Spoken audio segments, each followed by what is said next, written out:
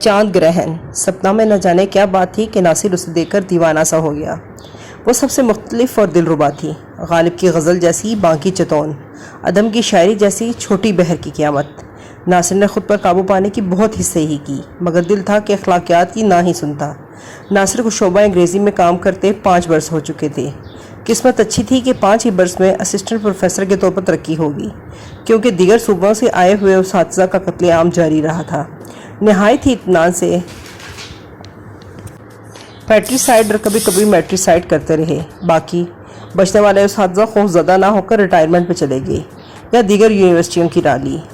اظہار محبت میں یہ استاد شاگرد والا رشتہ خاصا تکلیف دہ احساس دلاتا۔ انکشائے راز یہ ملازمت جانے کا بھی خدشہ تھا، مگر سپنا کے لیے تو کئی بار جان بھی دی جا سکتی تھی۔ لیکچر کے آخر میں وہ کوئی سوال کرتی تو ناصر سارا انگریزی ادب بھول جاتا۔ اسے یوں لگتا وہ کلمت کے پاس بحر بلوچ کے گہرے اور شفاف پانیوں میں اتر جاتا ہے۔ سپنا سے نگاہیں ملا کر ان آنکھوں میں ڈوب کر ناصر مدہوش سا ہو جاتا، حتیٰ کہ اسے سپنا کی آنکھوں کی ایڈکشن سی ہو گئی۔ یونیورسٹی میں چھٹیاں ہوتی، کسی طالب علم کی گمشدگی یا قتل پر یونیورسٹی بند ہوتی تو ناصر کو بے کلی سی ہونے لگتی۔ اس کا دل چاہتا ہر جانب سپنا کی آنکھیں ہوں، شمشوب پہ، گوارخ پہ، گلاب کی بیلوں اور کہر کی ڈالیوں پر، اور یہ آنکھیں اس پر ہی مرکوز رہیں۔ اس نے صوفیہ کا قول پڑھ رکھا تھا کہ سچا عاشق راہ عشق میں مارا جائے عاقل خان کی مانند تو وہ شہادت کا رتبہ پاتا ہے۔ جب درجنوں ہی انسان مارنے والے خودکش حملہ آور جنت کی طرف گار نظر آتے ہیں تو سپنا کی خاطر اپنی جان دے کر وہ بھی شہید راہ عشق قرار پا سکتا ہے۔ 6 ہی ماہ میں اس کی پروفیسری، اس کی شرافت، کردار کی عظمت جاتی رہی۔ اس کے اندر کے انسان نے پروفیسر کو اغوا کر لیا۔ ایک روز جب کہ بارش ہو رہی تھی، اسے راہداری میں سپنا دکھائی دی۔ جانے کس خیال سے سپنا نے مڑ کر دیکھا۔ ناصر بمشکل تجلی طور برداشت کر پایا۔ راہداری خالی تھی، بارش کے سبب حاضری کم تھی۔ سپنا احتراماً ٹھہر گئی۔ ناصر اس کے قریب آیا تو دونوں ساتھ ساتھ چلنے لگے۔ ناصر نے ملازمت سے استعفے پر دستخط کر دیے۔ سپنا میں تم سے محبت کرنے لگا ہوں۔ خلاف توقع سپنا کو حیرت نہ ہوئی، نہ ہی وہ پیر پٹکتی ڈین یا وی سی کے پاس شکایت لگانے کی مڑی۔ ہاں میں جانتی ہوں، اور پھر سامنے سے آتے طلبہ کو دیکھ کر لا تعلقی سے چلنے لگی۔ ناصر اپنی خوشی چھپانے کے لیے کلاس کے بعد بارش میں نکل گیا۔ پیاسی بالو مینا کی بوندوں سے سوندھی سوندھی خوشبو دے رہی تھی۔ یہ شاید زمین اچانک جاگ اٹھی تھی۔ اس خلاف امید کامیابی نے تو ناصر کی شخصیت ہی بدل کر رکھ دی۔ بہت خوش رہنے لگا، اور اس کی والدہ نے تو سپنا کے گھر جا کر دیا بھی دے دیا کہ وہ سپنا کو اپنی بہو بنانا چاہتی ہیں۔ رہی استادی شاگردی کی بات تو ایم اے کے بعد سپنا یونیورسٹی نہیں جائے گی، چپ چپاتے شادی کر لیں گے۔ شادی کے بعد یہ قابل اعتراض خبر پھیلتی بھی تو اس کا شدید رد عمل نہ ہوگا، اور کون جانے کتنے ہی پروفیسر اپنی طالبات پر یوں ہی مرتے ہیں، شادی نہیں کرتے۔ سپنا کے والد نعیم کو بھی رشتہ مناسب لگا۔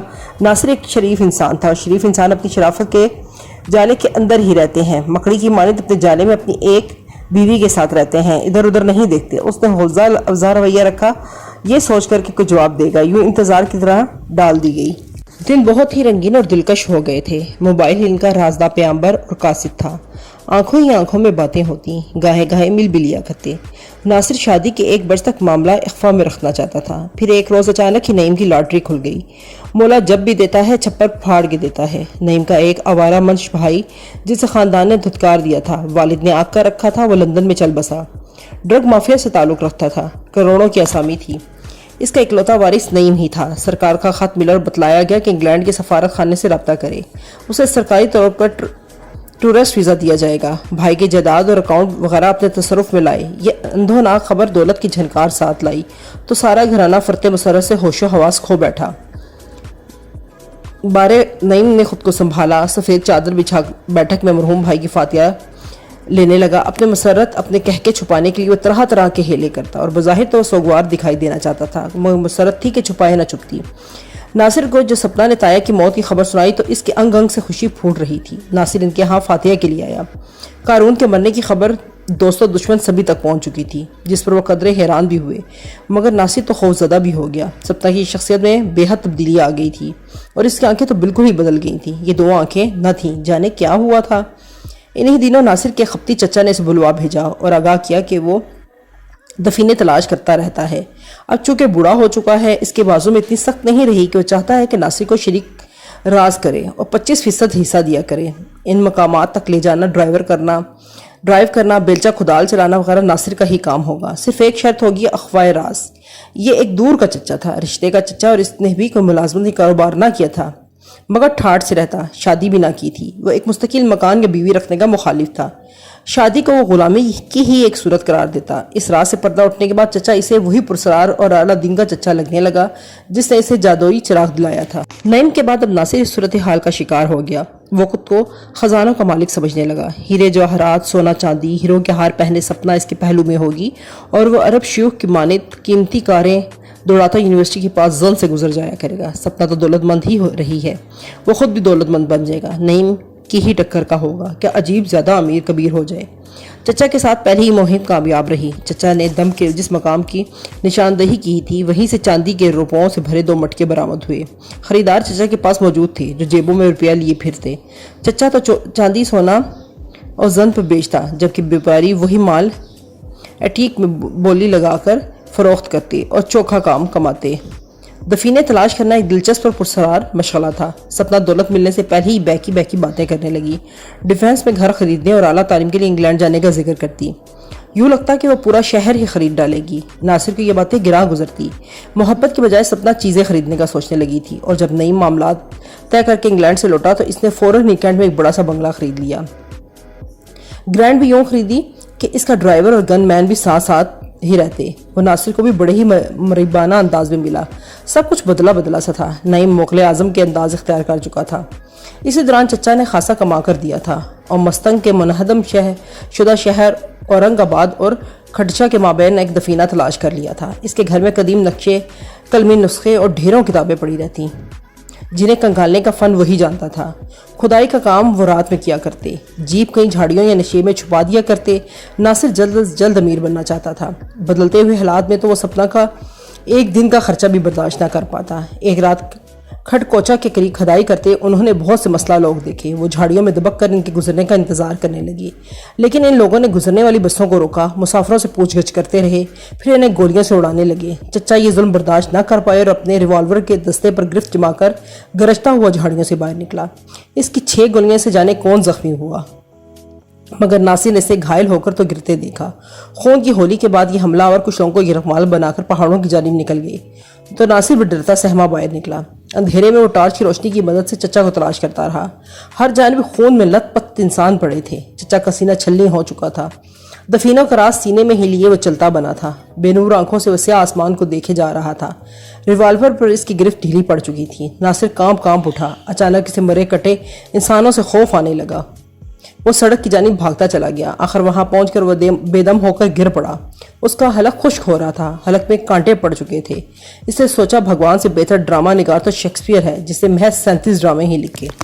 مگر ان ڈراموں کے بیچ جسٹر اور کلاؤن ظاہر ہو کر تماشائین کو ہنسا کر المیہ کیفیت اور شدت جذبات کم کرتے رہتے ہیں۔ اس ملک سے گلوب تھیٹر ہی بہتر تھا۔ اس کا حلق پیاس سے خشک ہو رہا تھا، سینہ جل رہا تھا۔ نہ چاہتے ہوئے بھی کولرچ ہی نظم اس کے کانوں میں گونجدار آواز سے در آئی، یا شاید اس کے ہی من کی آواز تھی۔ The souls jet from bodies fly, the fled to bliss or woe, and every soul it passed me by, like the whiz of my crossbow. گھبرا کے ناصر بڑبڑانے لگا، مگر کوئی طوفانی ہواؤں جیسا شور تھا، کلیمر تھا۔ I looked to heaven and tried to pray, but or ever a prayer had dust. A wicked whisper came and made my heart as dry as dust. اسے یوں محسوس ہوا جیسے وہ ہزاروں برسوں سے پیاسا اسی سڑک پر پڑا ہے۔ اسے بے گناہ مقتولوں سے خوف آنے لگا۔ زندہ انسان مردہ انسانوں سے جانے کیوں ڈرتے ہیں، حالانکہ وہ تو اپنے قاتلوں کی نشاندہی بھی نہیں کر سکتے۔ اس نے یہ سوچا تو ہمت کر کے جیسے تیسے چلتا ہی چلا گیا کہ آگے شاید اسے پانی مل ہی جائے۔ اسے صحرا ربضہ میں مقید ہونے کا احساس ہونے لگا۔ پھر ایک دم روشنی کی کرن چمکی۔ اسے یاد آیا کہ اس نے نشیبی جھاڑیوں میں جیپ چھپا رکھی ہے جس میں پانی کی بوتلیں بھی ہیں۔ اسے قتل گاہ سے بھی گزرنے کا خوف آ رہا تھا، لہٰذا وہ ایک طویل چکر کاٹ کر جیپ تک پہنچا اور بوتل حلق میں انڈیل لی۔ ہوش و حواس بجا ہونے لگے، مگر وہ بے رحم صفا کو پرسراز ظلم پاگل کیے دے دیتی تھی۔ The look with which they looked on me had never passed away, and orphans curse would drag to hell. اسے سر جھٹکا، مگر جادوئی نظم اس کے دل میں امڑنے چلی آ رہی تھی۔ Is the curse is a dead man's eye. 7 nights I was the cursed, and yet I could not die. اس کا سر بوجھل ہونے لگا۔ وہ ایک بڑا جھوٹ پڑھتا اور پڑھاتا رہا تھا، صرف ایک البرٹرس کے قتل کرنے سے سمندر جامد ہو گیا، فضا ساکت ہو گئی، بحری جہاز کے ملاح ایک ایک کر کے مارے گئے، سمندر خفا ہو گیا، قدرت ناراض رہی۔ یہاں تو ہزاروں انسان مارے جا رہے ہیں، اسکولوں کے معصوم بچے، گشت کرتے سپاہی، پہاڑوں صحراؤں کے باسی، تفتیش کے لیے اغوا شدہ نوجوان سبھی بے دردی سے قتل کیے جا رہے ہیں۔ مسخ شدہ لاشوں کا نہ جنم ہونے والا سلسلہ چل نکلا ہے۔ ایک پرندے کے قتل کے ہونے والی قدرت اب برہم کیوں نہیں ہوتی، جس نے انسانوں کو اپنی ہی شکل میں پیدا کیا ہے اور شہروں بھیڑوں ناچ رہی ہے، اور کالرج پھر اس کے کانوں میں سرگوشیاں کرنے لگا۔ اس کا جی چاہا وہ چیخ کر ساتھ ساتھ دہراتا جائے، اور let me be awake my God, اور let me sleep away. Coleridge گھنٹیا کا مریض ہونے کے سبب افیون چاٹتا تھا۔ عجیب پنگ میں اس نے سب کچھ محسوس کیا ہو۔ جانے ہمارے لوگ بھلا فیون کیوں نہیں کھاتے، کتنی اذیت کم ہو سکتی ہے۔ میکبتھ کی آواز دور سے چلی آئی۔ The bones are marrowless, the blood is cold. Thou hast no speculations in those eyes which thou dost glare with. ناصر تھا اور ہواؤں کی سرگوشیاں تھیں، پرسرار اندھیرا تھا، وہ موت کے پہلو میں بیٹھا تھا۔ جھرجھری سی آئی، مقتولین اپنے جن آنکھوں میں سے آسمان کو دیکھ رہے تھے، آسمانوں سے تب فرشتے نہیں بلکہ اندھی گولیاں اترتی ہیں۔ رحم کار آسمان گانے والے اب آسمان سے راکٹ گرتے دیکھتے ہیں۔ خاموش ڈرون بالکل بے آواز سے آسمانوں سے نمودار ہو کر مارے ڈالتے ہیں۔ آسمان قابیل بن گیا ہے۔ پھر صدیوں بعد سپاہی چلے آئے، وہ ٹرکوں سے کود پڑے۔ ناصر نے سر جھٹکا۔ کولرج والا فیونی وہمہ بھی تو ہو سکتا ہے۔ کیا عجب نیچر نے اپنے نمائندے وردی میں بھجوائے ہوں کہ زخم مندمل کر دیں، اپنی مسیحائی سے سب کو زندہ کر دیں، جیسے یسوع نے حکم دیا تھا۔ تالیتا قومی، مگر مسیحاؤں کے ہاتھوں میں تو بندوقیں نہیں ہوا کرتی۔ سپاہی ادھر ادھر پھیل گئے، سگریٹیں سلگھا کر تبصرے کرنے لگے۔ مقتولین کی نقدی اور قیمتی اشیاء کے لیے چھینا جھپٹی بھی ہونے لگی۔ وہ حق بجانے بھی تھے، کیونکہ مردہ کی بجائے زندہ انسان کو مادی اشیاء کی زیادہ ضرورت ہوا کرتی ہے۔ ناصر بری طرح سے پھنس چکا تھا۔ سامنے آتا تو پوچھ گچھ ہوتی، اس کے ذریعے شناخت پریڈ کروائی جاتی اور وہ مفت میں مارا جاتا۔ دبکے رہنے میں ہی عافیت تھی۔ اس نے طلبہ کو سانکو پانزیو اور ڈان کیکسٹو پڑھایا تو تھا، مگر خود اس نے کبھی ہیرو بننے کی کوشش نہ کی تھی۔ نہ تو اتنی سخت تھی اور نہ ہی ضرورت، مگر سپاہی اپنے دائرہ عمل بڑھا رہے تھے۔ پکڑے جانے کے بجائے بھاگ نکلنا بہتر ہوگا۔ بتیاں لائے بغیر اس نے گاڑی سٹارٹ کی۔ سپاہی چونکے، متوجہ ہوئے، فائر کھول دیا۔ وہ اندھیرے اور نشیب و فراز کا فائدہ اٹھاتا بھاگ نکلا۔ کچھ دور جا کے اندازہ ہوا کہ ہوا دائیں بائیں اور سر کے اوپر سے گزرنے والی گولیوں نے جیپ کا ونڈ سکرین توڑنے کے علاوہ خاصا نقصان بھی پہنچایا ہے۔ نامانوس، متروک اور اجنبی راہوں سے دھول اڑاتا وہ زندہ سلامت گھر پہنچ ہی گیا۔ جیپ پر ترپال ڈال دی۔ اب وہ خود کو محفوظ سمجھ رہا تھا۔ چچا کو تو بس کا مسافر ہی سمجھا جاتا۔ وزیر اعلیٰ کی ہاتھ اٹھائے فاتحہ کرتے ایک نئی تصویر اخباروں میں چھپتی اور چند ہی روز میں لوگ بھول بھال جایا کرتے۔ ہاتھ اٹھا کر دعا کرنے کا رواج جنرل ضیاء نے دیا تھا، جو افغانستان کے باب میں نادر شاہ افشار بن بیٹھا تھا۔ نادر شاہ کی مانی تھی وہ موتی مسجد میں پہلو میں تلوار رکھے برجمان رہا۔ یہ پوز بہت مقبول ہوا، پھر تو یہ فیشن ہی چل نکلا۔ بسوں کے مقتولین کے لیے بھی ایسی تصویریں چھپنے سے لوگ بہت مطمئن ہوتے، انہیں خوشی ہوتی کہ مرحومین کے لیے دعائیں ہو رہی ہیں۔ سارے محمود خان گندکش ہاتھ اٹھا کر دعا کا پوز پریس کے لیے بنواتے۔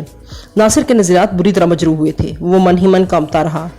اسے اسپلنچی جوہان نرمک سارون بدال میں بے کور و کفن لاشیں دکھائی دیتی اور اسے تعصب ہوتا رہا کہ وہ اس سنجیدگی سے دا رائم آف دا انسنٹ مارنیئر پڑھاتا رہا ہے، لیکن ملازمت کی خاطر اسے یہی نظم نہایت پر تاثیر انداز میں آئندہ بھی پڑھانا ہوگی۔ ظاہر ہے کہ پیاس کی ریڑھی لگانے سے تو رہا، ہو سکتا ہے کہ نیچر کا بھی کالونیل ہو گئی ہو۔ ناصر کا دل تیزی سے دھڑکنے لگا تھا۔ پولیس اس کے پاس تو نہ آئی، مگر محلے میں ڈیرا ڈال رکھا تھا۔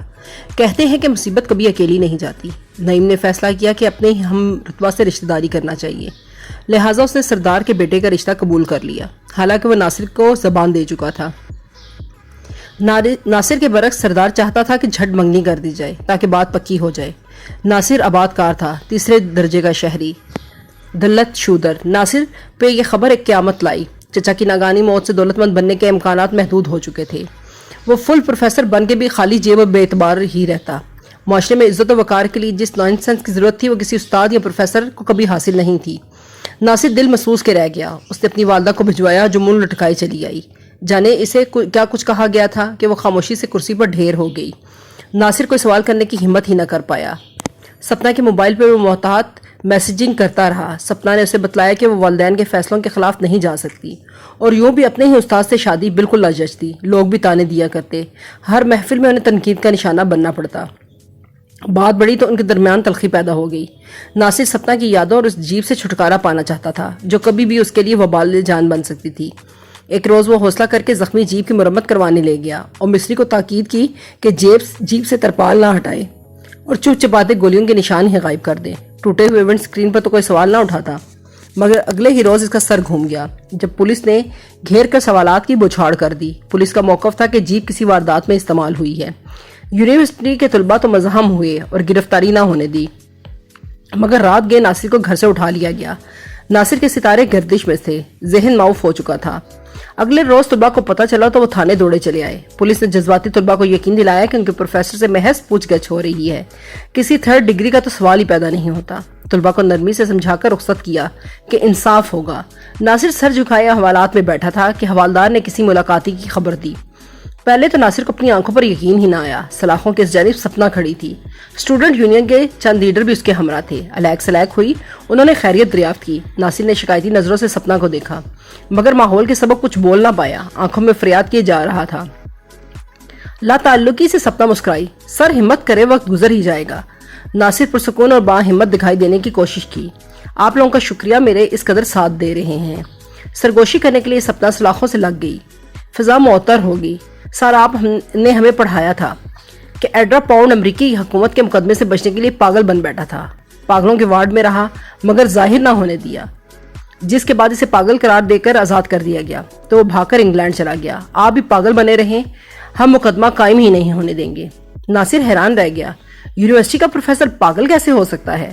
اچھا چلو ٹھیک ہے، مگر ایزرا پاؤنڈ تو 12 برس پاگل خانے میں رہا تھا۔